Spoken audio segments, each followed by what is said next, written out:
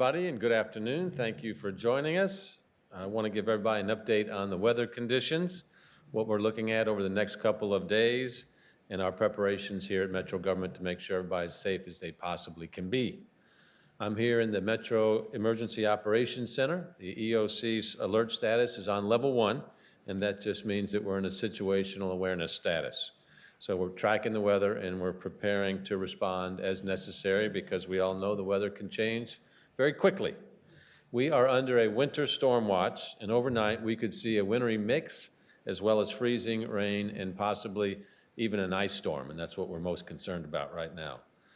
If that comes our way, that could result in slick and dangerous roadways as well as potentially downed trees and power outages. We don't know for sure if that's going to happen, but obviously we want to over-prepare just in case it is. And you'll hear in a minute a kind of a short-term outlook and then a midterm outlook over the next couple days as well.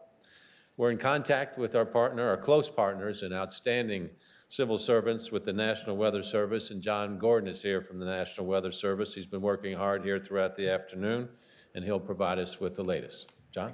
Thank you, Mr. Mayor. Good afternoon, everyone. This is a high confidence forecast of a wintry mix this week. The models have come in more of alignment. So the forecast we're looking for is a bunch of sleet and snow with a little bit of light freezing rain. When's that going to start? Overnight tonight towards daybreak in the morning. We've put out we just upgraded the watch, what the mayor just mentioned. A winter weather advisory is in effect from late tonight, believe it or not, all the way to Thursday evening. That's the deal. So number one, is this the same as 2009 ice storm? No, it is not. Is this the same as the 2003 ice storm or the 94 snowstorm? No, it is not. But it's a long duration, light precipitation event with snow and light freezing rain on the north side. We put out an ice storm warning across the Bluegrass Parkway to the point south, and they're going to get crunched. If you go to the next slide, please. Areas along the Bluegrass Parkway to the Cumberland Parkway will get between 1/4 and 3/4 of an inch of ice accretion. That's going to cause problems with travel and power. On the north side, we're worried about an overzealous amount of snow or sleet. Last night, Cincinnati got almost 10, 11 inches of snow. So they overachieved. That snow with a light north wind is going to keep more cold air into our area. What does that mean for us? 1 to 2 inches of snow with some sleet. Our confidence is medium for snow, ice to the south. Overall impact is high confidence on the timing. Overnight, very light precipitation amounts. Light during the day tomorrow. We may actually go above 32 briefly before we fall back. Tomorrow evening's commute through the overnight hours, especially Thursday morning commute. That is the most problematic area for the Louisville Metro. I believe there'll be a gradient from the north side of Louisville to the south side of Louisville. Places like Okolona and Fern Creek, Fairdale will get more ice or sleet, whereas the north side of Louisville up there to the Pee Wee Valley will get more in the form of snow. Next slide, please. All right, so this is the timeline. It goes on. Look at this. 4 periods. We go from light mix of sleet and freezing rain tonight. That will transition tomorrow night to a more steady period of light sleet and snow with a little bit of ice. Our ice amounts for Louisville, probably 1/10 of an inch or less. Snow and sleet up to 1 to 2 inches. I think if we're going to bust, we'll get more sleet. That's probably the biggest concern. It will go all the way to Thursday evening, and then cold weather continues this weekend. I think it's going to be hard to get above 32 throughout the entire weekend period. Next slide, please. So overall, greatest accumulation of snow, sleet, and freezing rain is in the Louisville Metro to the points to the north. The ice is to the south, and cold temperatures will persist well into next week. The models diverge completely on Sunday, everywhere from snow to almost nothing. Believe it or not, we look at a lot of data. Some of the data's got 40-degree temperature spread on Sunday. So I don't have a lot of confidence on Sunday. I have a lot of confidence for this winter weather event for the next 36 hours or so. So are there any questions? Sunday night, the low could get close to 0 with the wind chills below 0. Thank you. I always forget my cue cards. All right. Thank you. All right, thanks, John. And you heard it. It's going to get really cold. So everybody make sure you're making precautions for yourself, for pets, people that might live next to you that depend on you. Let's check in on everybody. Okay, now in preparation for all this, our snow team is hard at work. they have plenty of salt, literally tons of salt, and you'll hear about that in a second. They've been out treating the roads in preparation since Monday. Our day shift snow team will continue that work through 7 p.m. tonight when the night shift takes over. And we're going to continue treating the roadways for as long as necessary. Our snow team, a lot of folks contribute to that. It's a partnership of dedicated public servants from 4 different departments: Metro Parks, Metro Codes and Regulations, our Fleet and Facilities Department, all led by Metro Public Works. So right now, let's hear from Metro Public Works Director Vanessa Burns. I want to thank our Public Works team. They've been rising to the occasion on many different things, whether it's treating our roads or helping keep our parks clean. We appreciate that. So Vanessa, what's the latest? Thanks, Mr. Mayor.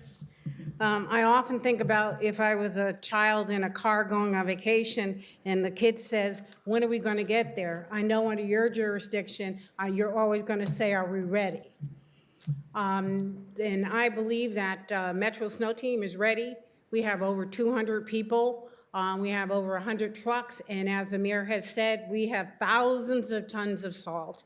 So I believe that we're in a position to be able to make the roads as safe as we can, and we look forward. What we will need to ask is that people look out for our trucks and our employees who may be getting out of the truck to fix the salt auger, which is the thing that spins behind the truck, and or they may, depending on freezing rain, they may have to get out the truck to wipe the windows down. So we're just asking people as best you can to watch out for our employees and our trucks. It's never an easy thing. Our people are going to be working 12-hour shifts. That means that they'll be working 12 hours, they're off 12 hours, another set comes on for 3 days. That's a long time. So we just appreciate all the cooperation that we can get. And we just want, like everyone else, for people to be safe. And if there are any questions, details on the snow team, my assistant director who's in charge of the snow team, Brian Funk, is also here. Thank you, Director Burns. Appreciate that. Okay, over the last several years, we made a lot of progress on how people can track progress of the snow team. So know that starting tomorrow morning, you can go to louisvilleky.gov and check out the snow route map if you want to get real-time information on what's going on.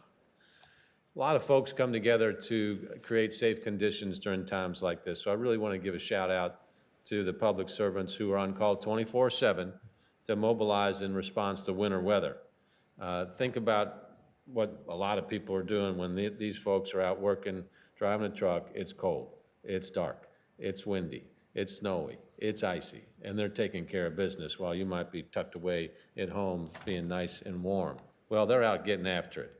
So I really want to say thank you to the members of the snow team, and I want to thank our first responders as well who are taking on dangerous work during these severe weather conditions. So when you see somebody, thank them, and just if you need to get out of the way, give them berth so they can get by in a safe and practical way. So we're really grateful to everybody that's stepping up on this, okay? So that's the bottom line for us, is trying to stay safe during all this, particularly in bad or dangerous weather. And the safest place, where is it? Generally, it's at home.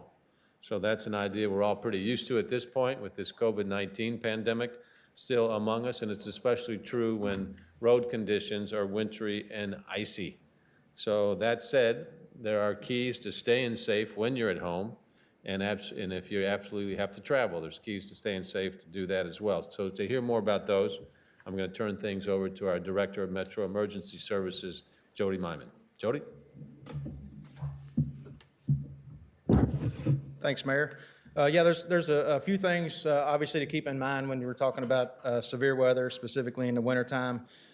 These things change, like John said. You know, we could have certain precipitation in the southern part of the county, and another type of precipitation in the northern part of the county. So you're really going to have to watch your conditions and what's going on around your area. These storms can cut off heat. They can cause trees to fall on power lines.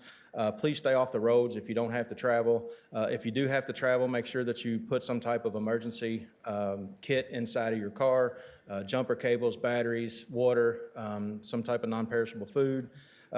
just to keep yourself in case that you get stranded alive, or keep yourself safe. Again, stay indoors, dress warm. If you have to go to a shelter or you have to go somewhere, if you lose power in your house, make sure we still have a pandemic going on. So make sure that you're still honoring those type of rules, wearing a mask, stay 6 feet apart, try to stay around the same people that you normally have in your household. Power outages are very frequent in situations like this. If you lose power and have to use a generator, please, please, please do not put that generator anywhere in your house, around your windows, around your doors, where you can get potential poisoning from the fumes that come off of those generators. Listen for emergency notifications when you go to louisvilleky.gov and take a look at the snow map. Go down to the bottom of the page and sign up for Lens Alert, our Louisville emergency notification system, and set up your Smart 911 profile so that you can get real-time alerts as needed during any type of situation or severe weather. Always watch and pay attention and know the signs and symptoms of hypothermia or frostbite. If you're sick and need assistance, try to talk to your primary care physician. Obviously, if it's an emergency and you need to call 911, then do so. Also, still, again, with some pandemic rules, please give them specifics that you potentially may be having COVID symptoms so that they can pass that on to the first responders, as we've been doing for several months. Check on your neighbors, especially the young and the elderly. Create your emergency supply kit as well for your house in case you lose power. If you've got fireplaces, make sure you have an adequate amount of firewood around so that you may be able to stay in your own home. And also make sure you're taking care of your pets. Try to keep them in the house where they don't have prolonged periods of time outside. We've been in contact with LG&E and KU. They're constantly monitoring the situation. Their delivery system is built to withstand extreme conditions such as what we may face in the next couple of days. However, ice always poses some of the biggest threats and safety to the system. We all remind everyone, please, please, please stay away from down power lines and treat every down line as it's an energized, dangerous line. To notify LG&E of a wire down, please call 502-589-1444. That's 502-589-1444. We've also been in contact with the shelters in the area. White flag operation will be in effect for people that need to go to shelters throughout the area, and the Red Cross is on standby for any type of sheltering that we may need to set up throughout the duration of the event. Thank you.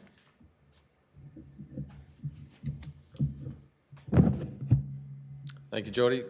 Okay, one other note, Jody mentioned COVID. We've got our max vaccination site going on. We call it LouVax at Broadbent Arena. So they're monitoring the weather conditions, and in the event we need to cancel scheduled vaccination appointments due to severe weather, the LouVax team will make the call early tomorrow and will communicate it widely. So please be on the lookout for that. I imagine that the hospital systems will be doing the same thing, so just be alert to their websites and the media tomorrow. And please know that if we at LouVax have to cancel or postpone appointments due to weather, doses will be reserved for those that need to be rescheduled. So don't freak out if you've got to not make it tomorrow because we're closed down. We will keep a dose for you and you will be rescheduled. And those individuals will receive an email from Lou Health COVID Vaccines at louisvilleky.gov inviting them to reschedule according to their availability, okay? In addition, when winter weather turns severe or dangerous, like it's going to over the next couple days, whether it's snow, ice, or the temperature, we're always in conversations with the Coalition for the Homeless and other partners, talking about shelter operations and capacity and supplies, and working to do whatever we can to help our most vulnerable citizens get through the harsh winter weather. A reminder that Operation White Flag goes into effect when the temperature or the wind chill is below 35 degrees, so there's going to be a lot of opportunities over that over the next several days.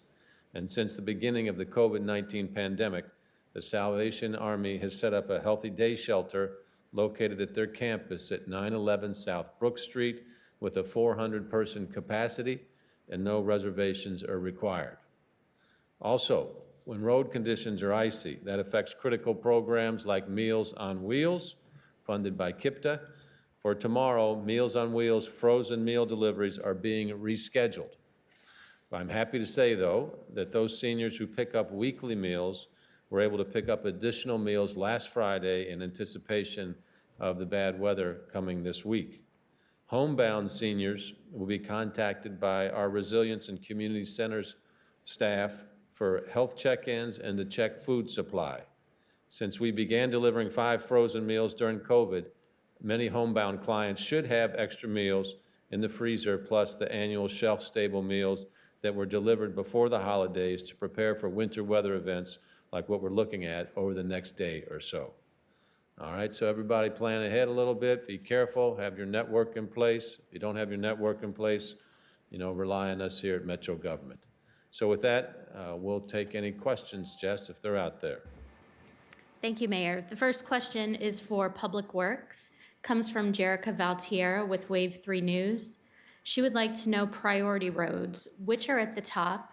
What's the plan for neighborhood roads or side roads? And what are the most crash-prone roads in Louisville? I'm going to have Brian Funk. There are 110 routes, the main and arterial roads. We generally don't do residential, but I'll let him do that detail. Thank you, Director. Brian Funk from Public Works. As you know, their primary objective in Public Works is to open the major through roads, the so-called arterial roads within Louisville Metro, the collector streets between those arterials, as well as other identified priority areas. We're not normally doing neighborhood streets except if they're considered a priority for a specific reason. Our goal is to keep the roads open for the emergency equipment, police, fire, ambulance, and the like, so they can perform their duties during the snow events. As the director mentioned, those are 110 routes that they are maintaining through these events. Thanks. At this time, are there any other questions from media? Please place those in the chat.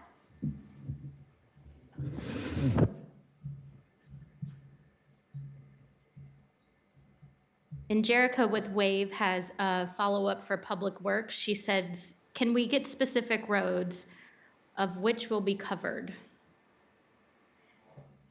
Jerica, can you clarify in the chat, are you talking what you mean by covered?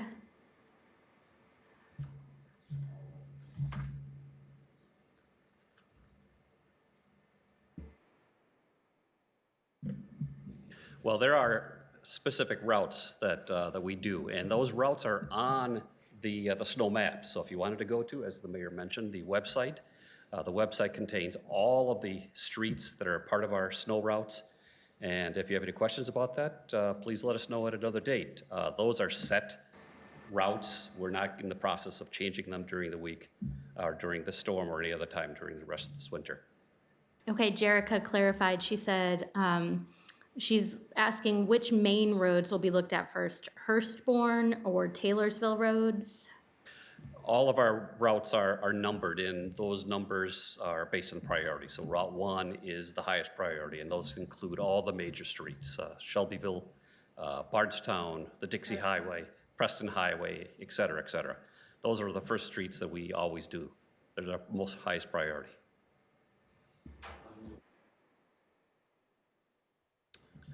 Very good, Mayor, thank you. We are responsible for all the state highways like Bardstown, like Dixie Highway and whatnot. The state is responsible for maintaining all of the interstate highways.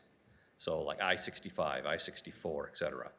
Those are ones that the state maintains through their own personnel or through their contractor. We take care of all these other state highways. And that's the last question in the chat. All right, well, thanks, everybody, for tuning in. No telling what's going to happen. It could be better, it could be worse than what we're forecasting.